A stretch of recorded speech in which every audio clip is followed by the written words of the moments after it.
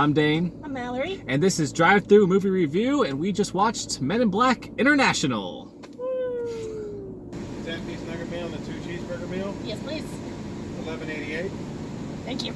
I know he's been attacking me for like the last hour. I know that feeling. It was solidly okay. I'll give it that. I enjoyed it. It was, which is different than me liking it, but yes. I enjoyed it. There were things about it I liked.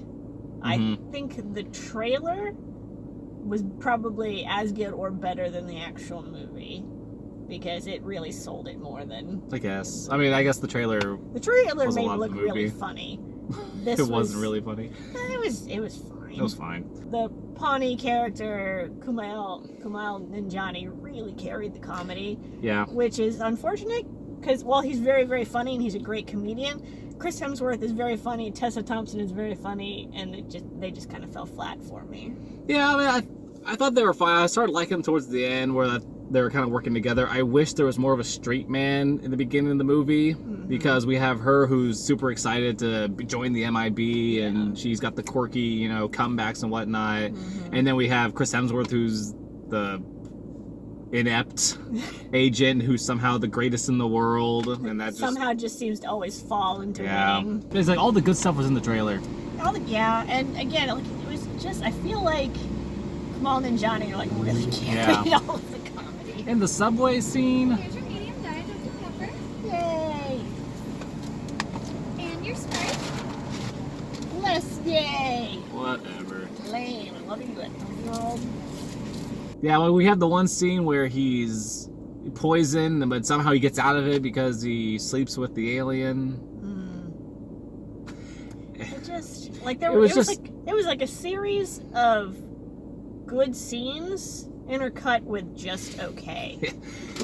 There were good spots. There were some really good, really funny. They had spots, a lot of good pieces to it, but overall together it would just create an okay tapestry of a movie, essentially. I can see why this was not a big comeback for the MIB franchise, which, admittedly, I was kind of like, who's calling for another? I wasn't, but like, oh my god, we need another Men in Black. I wasn't calling for the third one. It was enjoyable. Yeah, no one's really calling for a new one, and this one didn't really bring anything new to the table.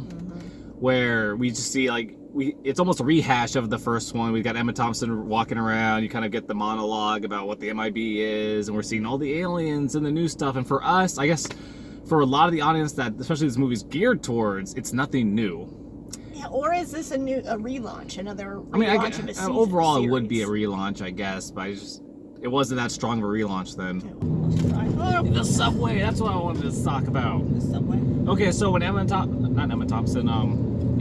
when Agent M goes to the subway for the first time, she's in like a legit subway, and then there's aliens walking around, and then it transforms into the MIB intergalactic subway or whatever. Well, what's up with the whole charade, pomp and circumstance? There's already aliens walking around. It didn't need to look like a regular subway. That was just purely for the audience, despite the fact that we didn't need it.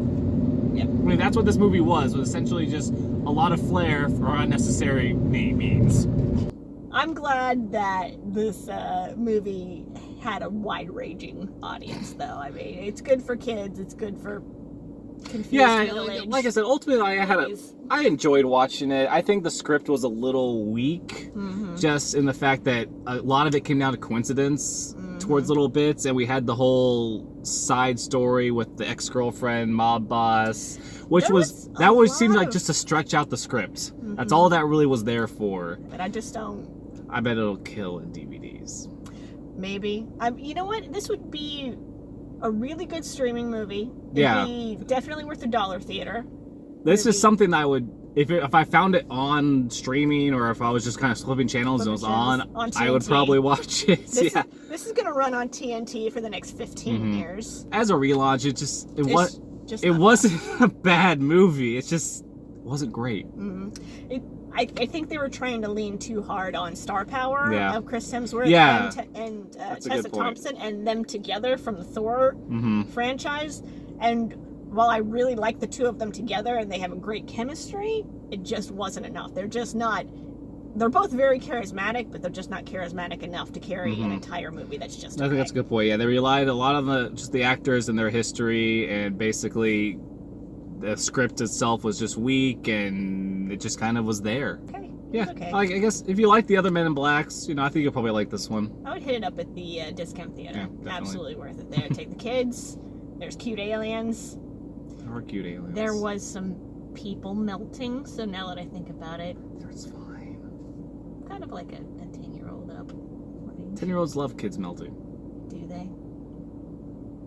Thumb sideways. Okay, yeah, tilted up thumb sideways. That's what we'll go for. I like it. I like it. See you all next time.